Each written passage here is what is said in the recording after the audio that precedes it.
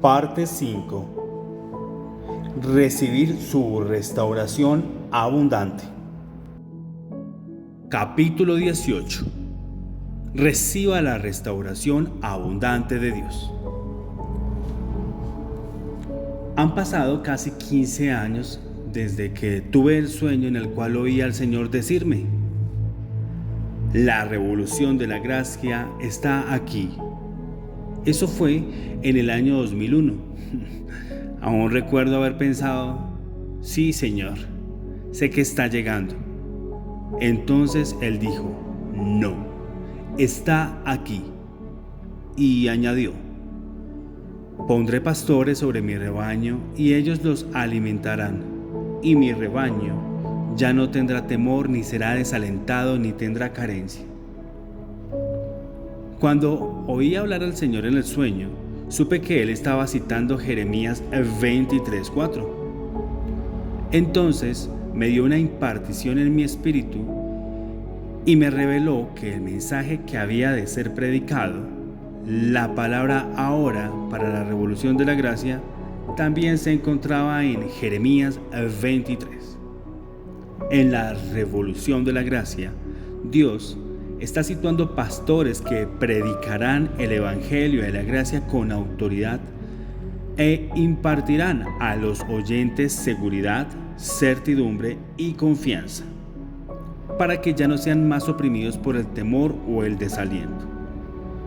Si ha perdido muchos años viviendo en duda, temor y depresión, Dios le está restaurando esos años perdidos en la revolución de la gracia.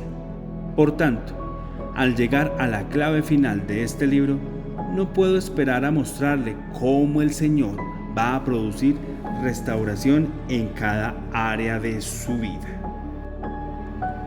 El principio de restauración de Dios. Cuando el Señor restaura, lo que Él da es siempre mayor en cantidad o calidad de lo que fue perdido. Lo que el enemigo le haya robado, vamos a creer en el Señor para obtener una restauración del 120%. ¿Por qué el 120%? Porque está basado en el principio de restitución en la ofrenda por el pecado que se encuentra en Levítico 5 y 6. Levítico 6 dice: entonces, habiendo pecado y ofendido, restituirá aquello que robó, o el daño de la calumnia, o el depósito que se le encomendó, o lo perdido que halló, o todo aquello sobre que hubiere jurado falsamente. Lo restituirá por entero a aquel a quien pertenece, y añadirá a ello la quinta parte en el día de su expiación. Levítico 6 del 4 al 5. Levítico 6 dice: entonces, habiendo pecado y ofendido, restituirá aquello que robó, o el daño de la calumnia, o el depósito que se le encomendó, o lo perdido que halló, o todo aquello sobre que hubiere jurado falsamente. Lo restituirá por entero a aquel a quien pertenece, y añadirá a ello la quinta parte en el día de su expiación. Levítico 6 del 4 al 5. Aquí vemos a Dios detallando lo que debe hacer la persona para proporcionar restitución o restauración a alguien a quien ha herido. Notemos que esta ley afirma que lo restituirá por entero a aquel a quien pertenece, y añadirá a ello la quinta parte.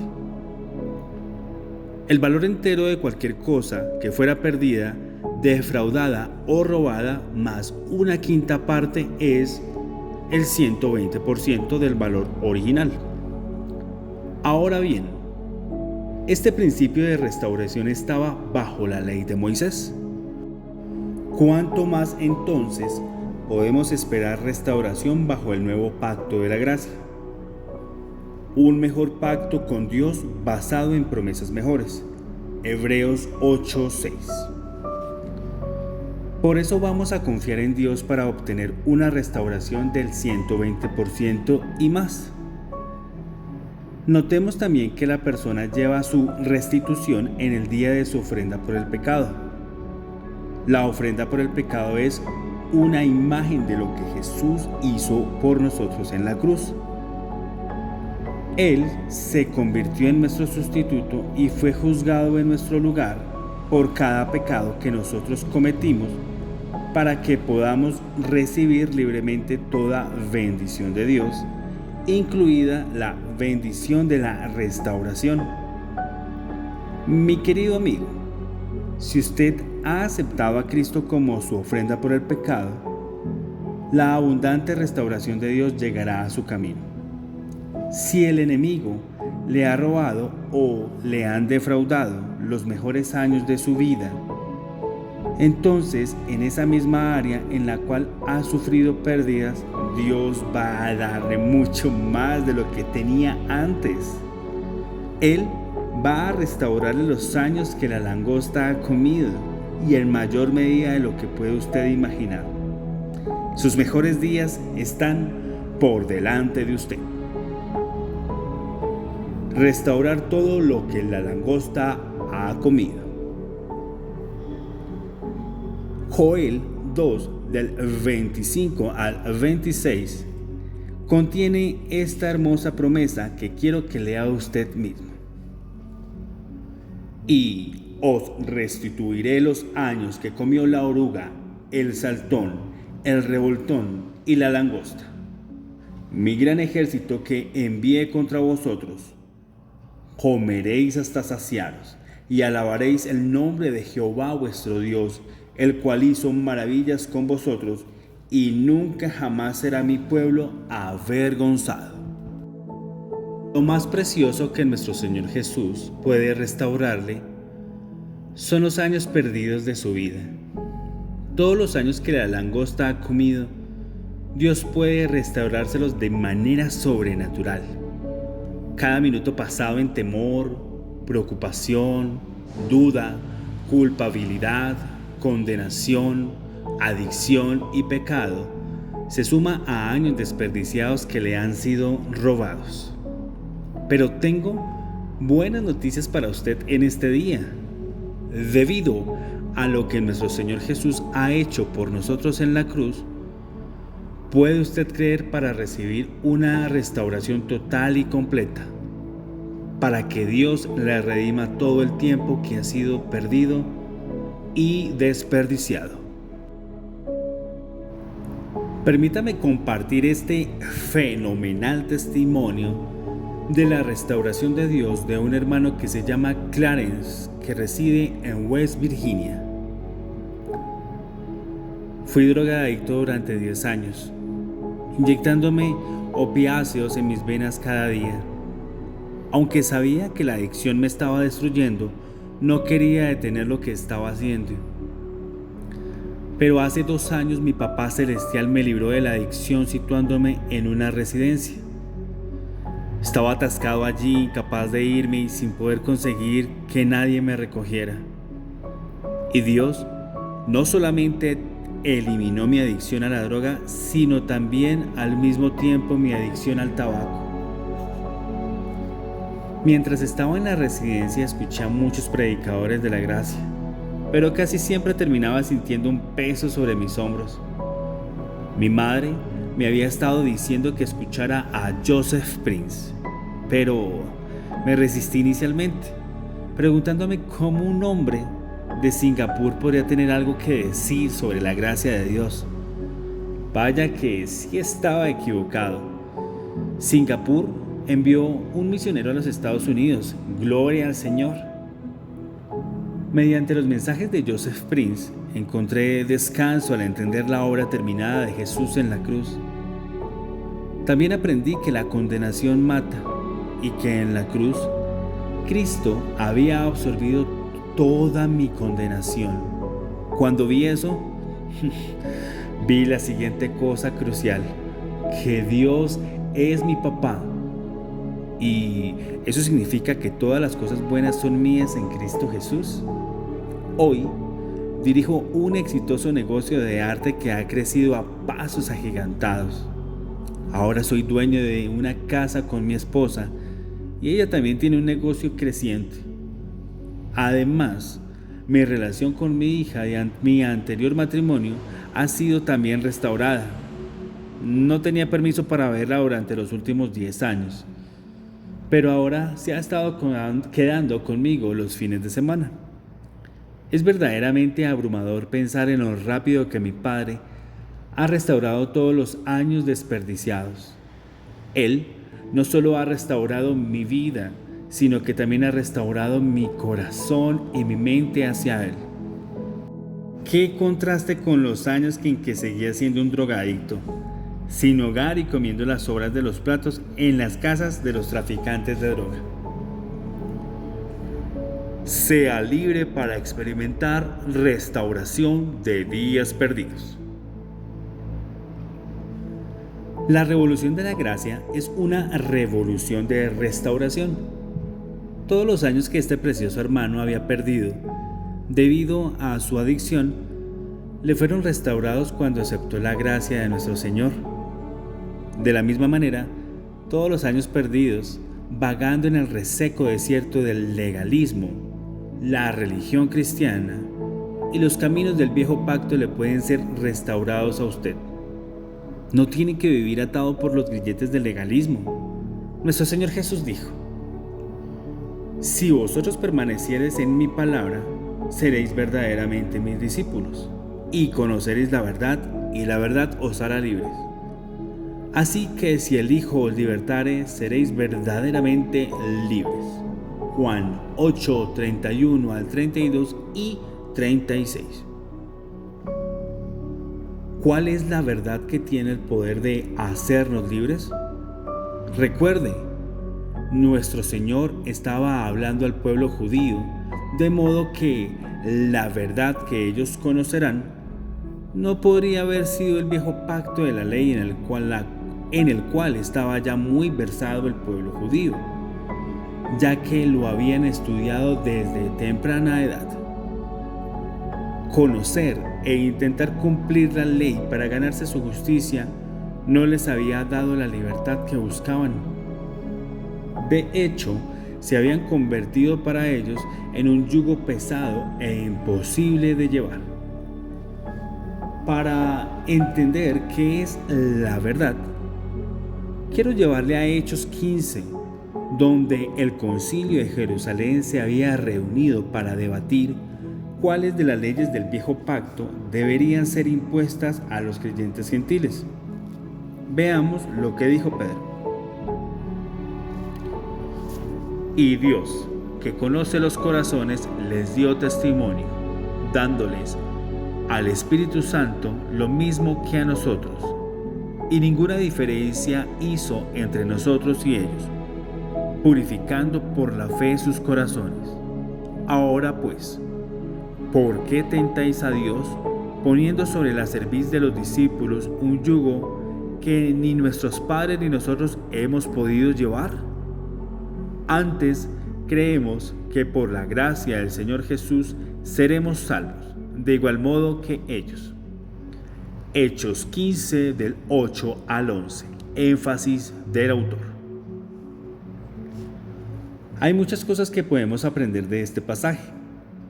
Comencemos viendo a lo que Pedro se refería cuando habló sobre que Dios daba el Espíritu Santo a los creyentes gentiles, del mismo modo que había dado el Espíritu Santo a los creyentes judíos. Pedro se estaba refiriendo a su predicación a la casa de Cornelio y cómo el Espíritu Santo cayó sobre todos los gentiles que le oyeron mientras él decía estas palabras. De este dan testimonio todos los profetas, que todos los que en él creyeren recibirán perdón de pecados por su nombre. Véase Hechos 10 del 43 al 44, énfasis del autor. Notemos en qué momento cayó el Espíritu Santo. Cuando Pedro dijo que quienes crean en Jesús recibirán perdón de pecados. Cuando los gentiles que estaban allí sencillamente pusieron su fe en el Señor Jesús para el perdón de sus pecados. Fueron llenos del Espíritu Santo. Los judíos creyentes que estaban presentes con Pedro quedaron entonces asombrados al ver que el don del Espíritu Santo era derramado sobre los gentiles por primera vez. Vieron que incluso los gentiles podían recibir al Espíritu Santo de la misma manera que les había ocurrido a ellos. Véase Hechos 10 del 45 al 46.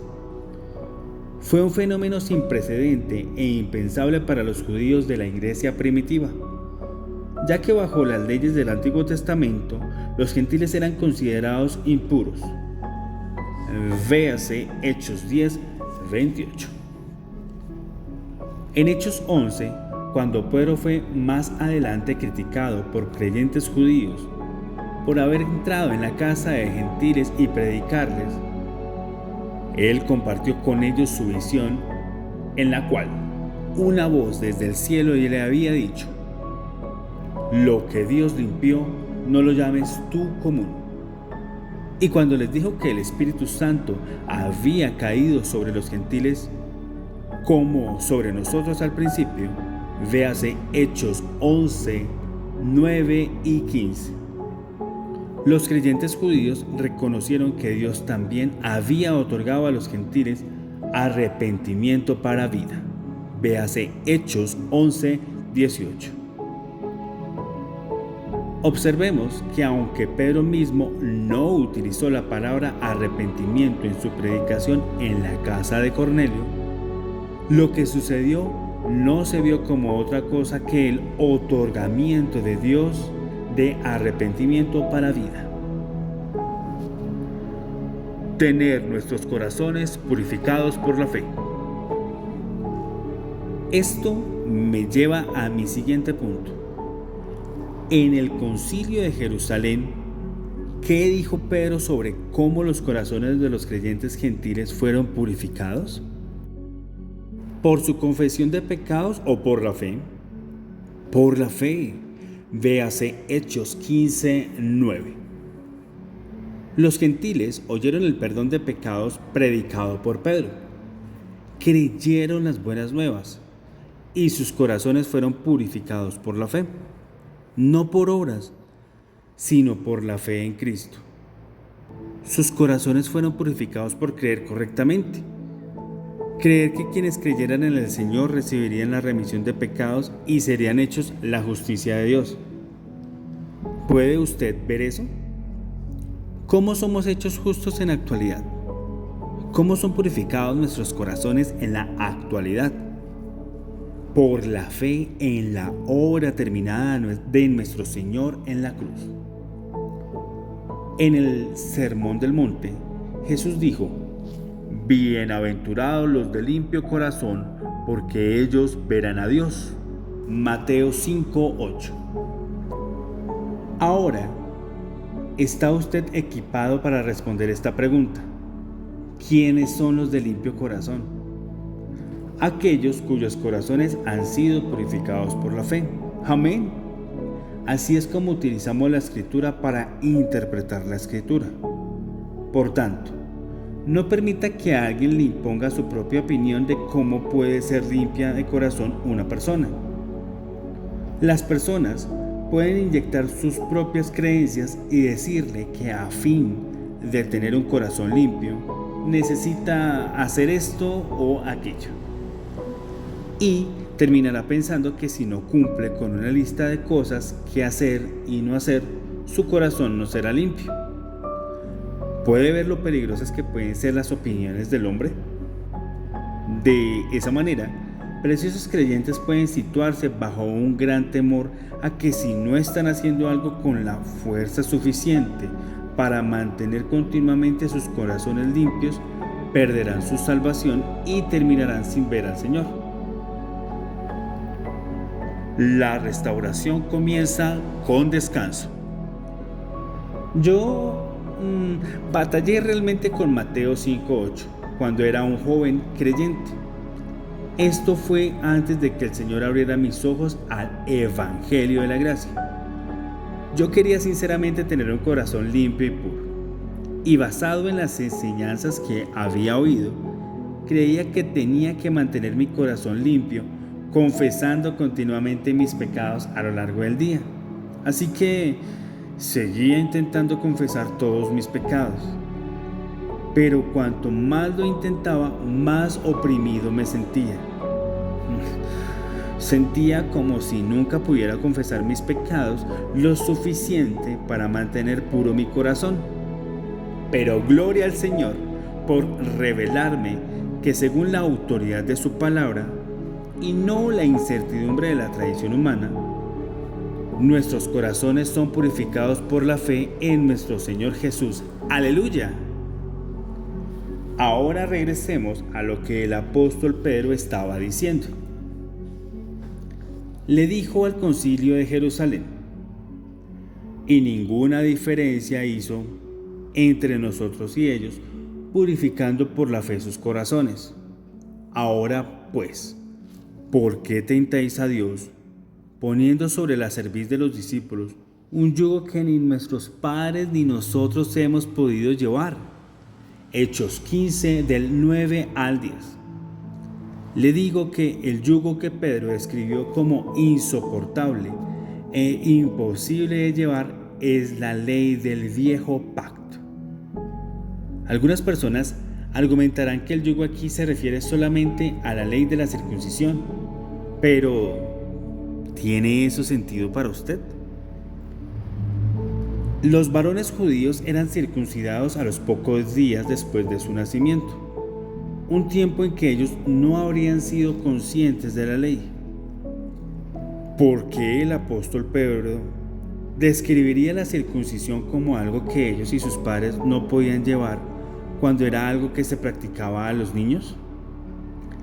Claramente, la ley ritual de la circuncisión no era el yugo al que él se refería. El yugo al que se refería en el yugo de la ley era pesado, insoportable, y cuando era predicado por nuestro Señor, era una manera imposible para que ningún hombre la cumpliera. Por eso el Señor le dijo a todo el pueblo judío que estaba bajo el pesado yugo de la ley: venid a mí, todos los que estáis trabajados y cargados, y yo os haré descansar. Llevad mi yugo sobre vosotros y aprended de mí, que soy manso y humilde de corazón, y hallaréis descanso para vuestras almas, porque mi yugo es fácil y ligera mi carga. Mateo 11 del 28 al 30. Eso, amigo mío, es el Evangelio de la gracia. Deje de intentar justificarse mediante la ley de Moisés. Usted es justificado por la fe. El Señor Jesús le dice: venid a mí y yo os haré descansar. Cuando usted descansa en su gracia y su obra terminada, recibirá su restauración. Entender los tiempos. La Biblia deja muy claro que somos justificados por la fe. Por tanto, ¿por qué tantas personas siguen estando atadas por las aplastantes demandas de la ley de Moisés? Creo que se debe a que no entienden completamente lo que nuestro Señor Jesús pagó en la cruz del Calvario. No entienden de lo que se trata el nuevo pacto.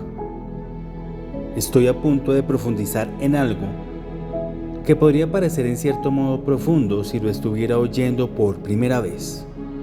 Pero permanezca conmigo. Creo que será usted muy bendecido cuando sus ojos sean abiertos a las verdades que estoy a punto de compartir. Cuando nuestro Señor Jesús estaba en la sinagoga de Nazaret, le entregaron el libro de Isaías y él encontró el lugar donde estaba escrito lo siguiente: El Espíritu del Señor está sobre mí, por cuanto me ha ungido para dar buenas nuevas a los pobres.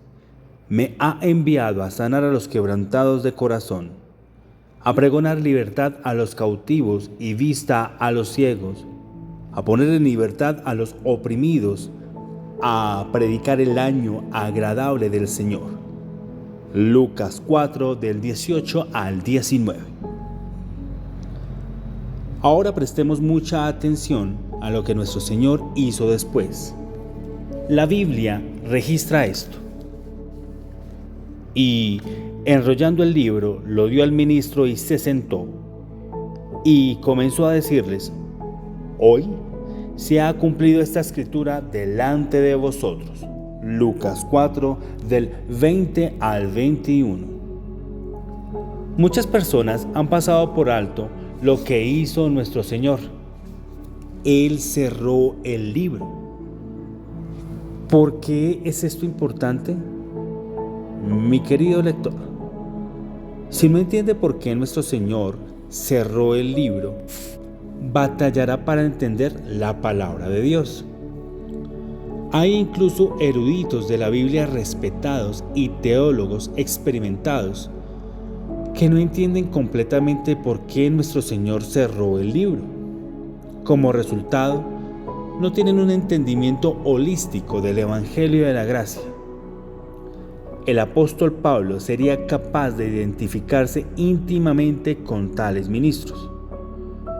Antes de ese encuentro con el Señor en el camino de Damasco, también él tenía el velo de la ley sobre sus ojos y no podía ver y apreciar la gracia de Dios. Con toda sinceridad perseguía a quienes creían en el Evangelio de la Gracia. De hecho, Pablo era tan celoso que la Biblia registra que asolaba la iglesia y, entrando casa por casa, arrastraba a hombres y a mujeres y los entregaba en la cárcel.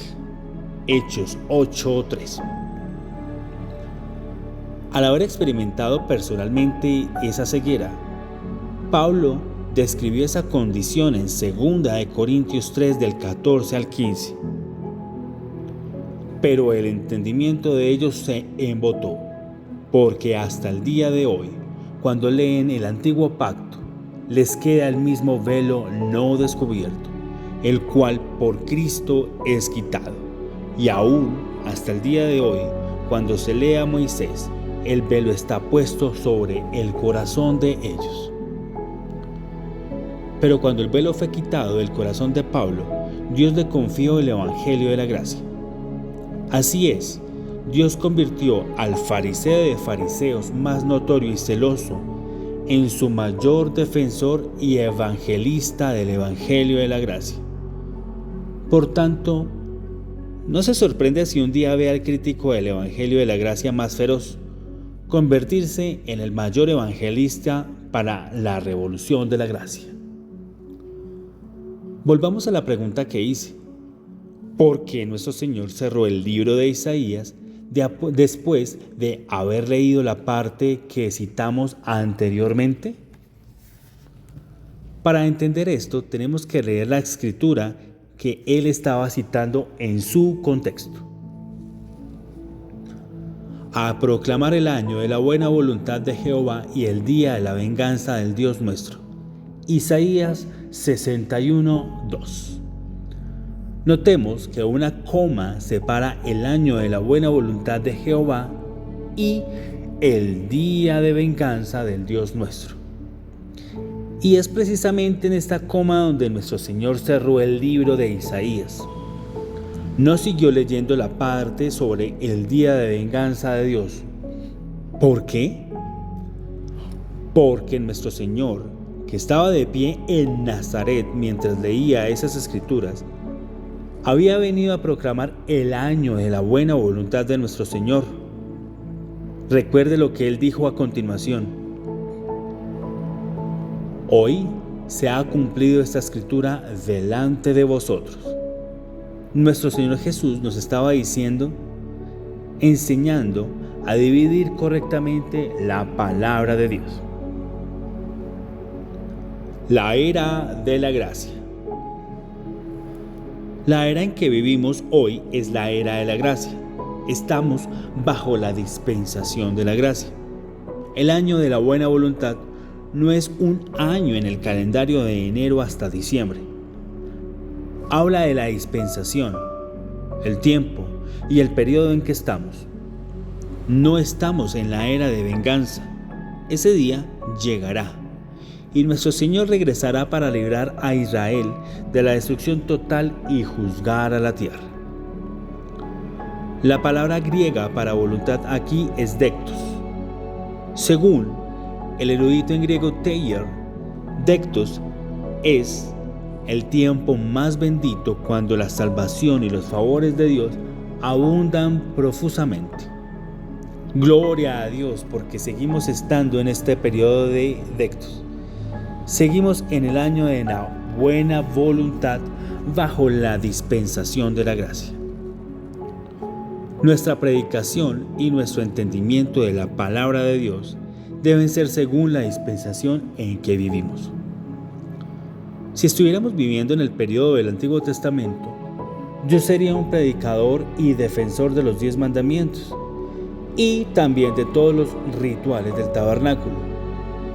Pero no estoy viviendo en este tiempo y tampoco usted. Vivimos en el año de la buena voluntad, el dektos de nuestro Señor, que se ha extendido 2000 años. ¿No es increíble que la palabra de Dios sea tan rica que una coma representa una división de 2000 años?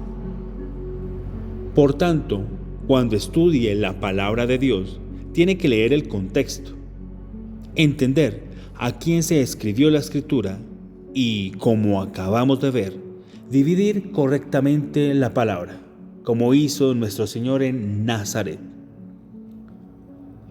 Hay personas que acusan a quienes predican la gracia de escoger escrituras que encajan en sus mensajes. Un momento. ¿Está diciendo que nuestro Señor Jesús estaba escogiendo escrituras cuando leyó del libro de Isaías? Yo no lo creo.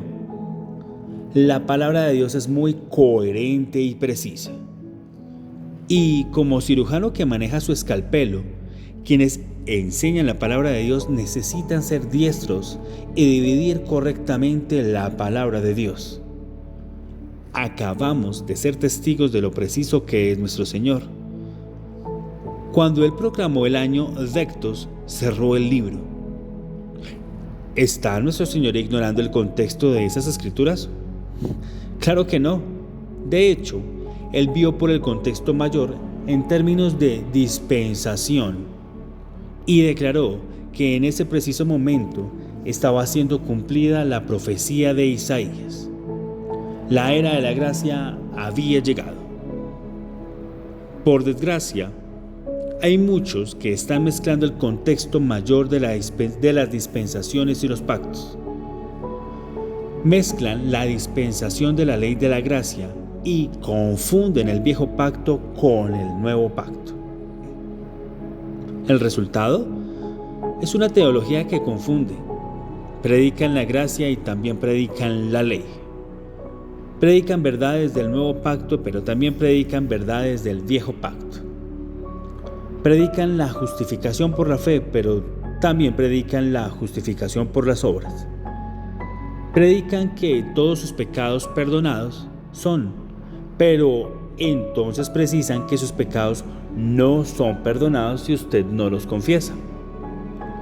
Toman escrituras que están especialmente dirigidas a Israel y las aplican directamente a la iglesia hoy.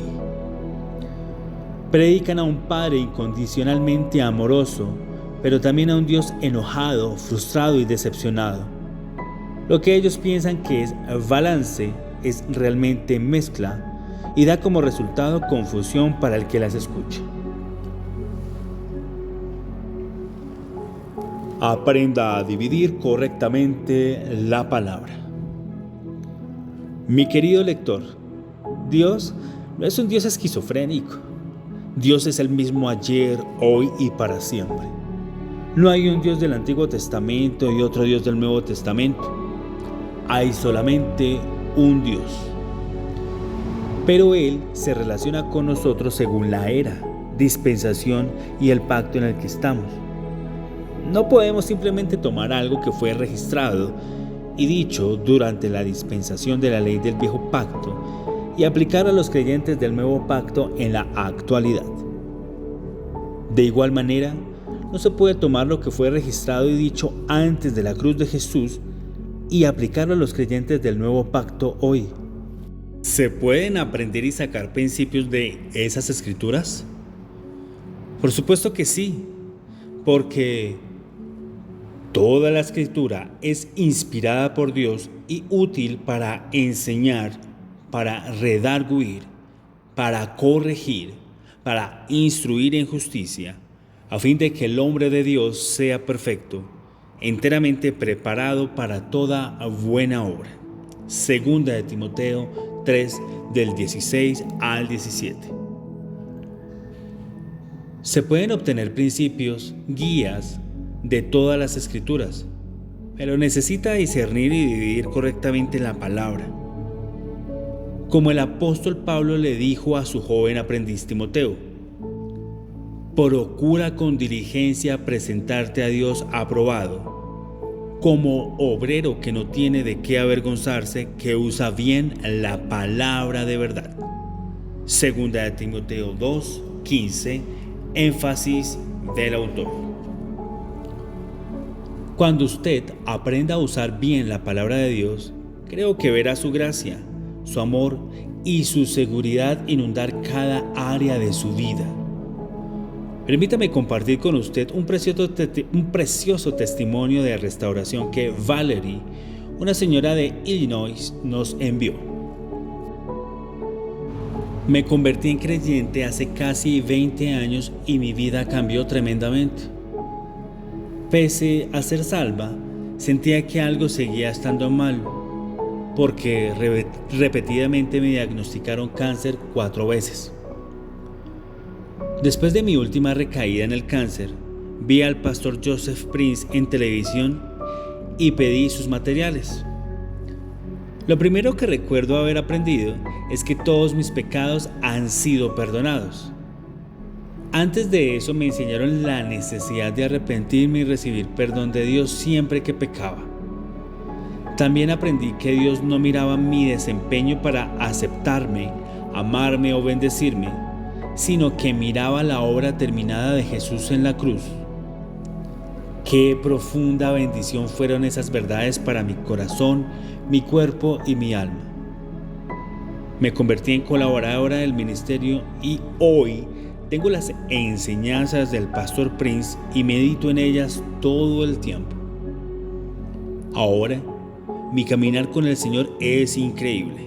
Ya no me siento condenada o culpable y ya no camino en temor.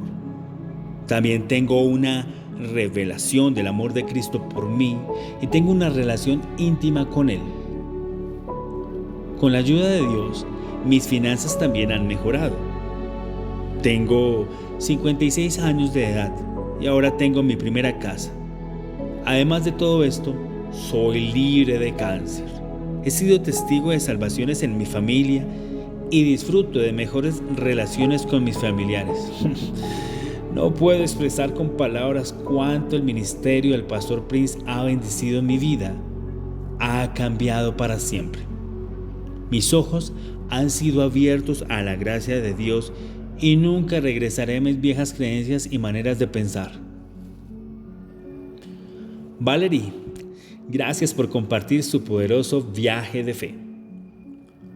¿No es increíble que a medida que Valerie comenzó a aprender a usar bien la palabra de Dios, comenzó a experimentar la abundante restauración de Dios literalmente en casi todas las áreas de su vida y que eso incluía una relación íntima con Él, restauración de la salud física y unas relaciones familiares bendecidas? Esto es de mucho aliento para mi equipo y para mí, porque predicar el Evangelio de la Gracia se trata de ayudar y levantar al precioso pueblo de Dios. Me siento profundamente humilde y agradecido por ser parte de esta revolución de la gracia que está transformando una vida, un matrimonio y una familia cada vez en todo el mundo. Todo honor, gloria y alabanza sean a nuestro Señor Jesucristo.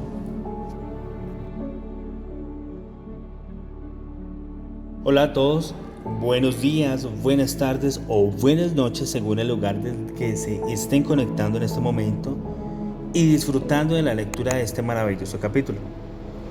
Una de las cosas que más me llamó la atención de este capítulo es cuando nos enseñan de la restauración del 120%, donde explicaba por qué el 120%.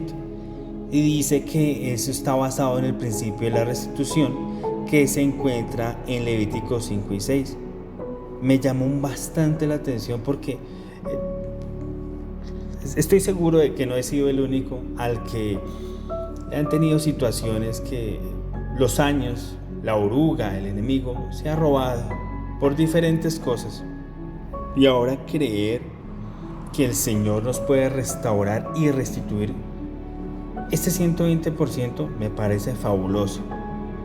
¿Cuántos años de pronto sufriendo por una relación, por malas decisiones, por querer negativamente acerca del Señor, por haber tenido un concepto errado y equivocado de Él, de su palabra, por haber tenido un enfoque completamente distinto, ¿sí?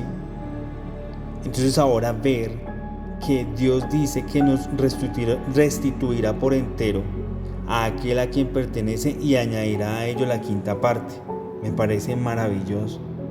Y creo que así como yo, ustedes también desean ser restituidos al 120%, o sea, mucho más, ¿sí? Hoy deseo que Dios, a través de Jesús, traiga ese 120% a tu área emocional, espiritual, sentimental, a tus relaciones interpersonales, a tu autoestima, a tu valía como persona, a tu autoconcepto, a la relación con el Señor. Eso pido en el nombre de Jesucristo en este momento. Qué bueno lo que dice Joel 2 del 25 al 26. Ahí está, es palabra de Dios. Como le decía a mi hijo hace un rato, pero referente a otro pasaje, que Dios no es hombre para que mienta, ni hijo de hombre para que se arrepienta. Entonces, qué maravillosa promesa nos ha dado el Señor hoy a través de Joel, que dice que nos restituirá los años que comió la oruga, el saltón, el revoltón y la langosta, mi gran ejército que envié contra vosotros. Comeréis hasta saciaros y alabaréis el nombre de Jehová vuestro Dios, el cual hizo maravillas con vosotros, y nunca jamás será mi pueblo avergonzado. Amén, amén y amén. Mira, nunca más seremos avergonzados, y ahora tú y yo somos la justicia de Dios en Cristo Jesús, y esta justicia nadie te la va a quitar, como esta justicia nadie me la va a quitar. Dime, ahora ¿quién podrá condenar a lo que Dios ha justificado? Somos lo que Dios dice que somos. Te espero en la lectura de nuestro próximo capítulo. Yo soy Fernando de Isaac y ha sido un gusto y un placer como siempre. Hasta pronto.